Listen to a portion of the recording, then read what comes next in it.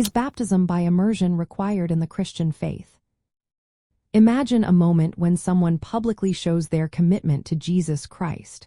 That's what baptism symbolizes, but is there only one right way to do it? Let's explore what the Bible and different Christian groups say about baptism by immersion. Baptism by immersion means fully submerging a person in water. It's often seen as the clearest way to symbolize dying to an old life and rising to a new one with Jesus.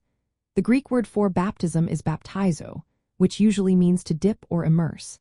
In the Bible, many passages describe baptism as going down into the water and coming up out of it. For example, in the Gospel of Matthew, Jesus was baptized by John the Baptist in the Jordan River, and he was fully immersed. Many Christian groups, especially Baptists and Latter-day Saints, teach that immersion is the proper way because it best reflects the biblical meaning. They see it as a visual sign of death to sin and new life in Christ.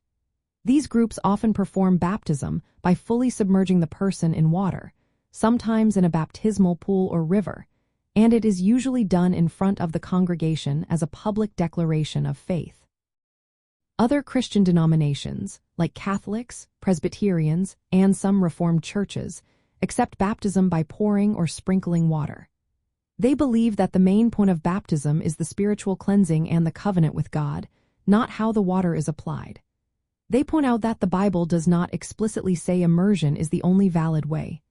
Instead, pouring or sprinkling also symbolize washing away sin and being made clean.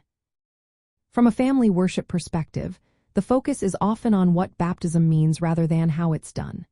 Families can teach children that baptism is a special moment when someone shows they want to follow Jesus.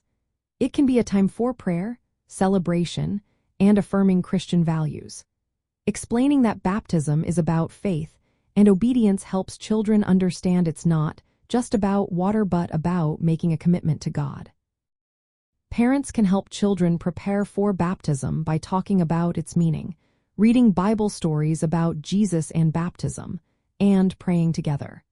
Whether the baptism is by immersion or another accepted method, the key is that it's a step in growing in faith and belonging to the Christian community. In the end, immersion is often seen as the most biblical way to symbolize what baptism represents. But it's not the only way accepted by all churches. The most important thing is the person's faith and willingness to follow Jesus. Families can celebrate baptism as a meaningful milestone, helping children understand it's about their relationship with God and their journey of faith.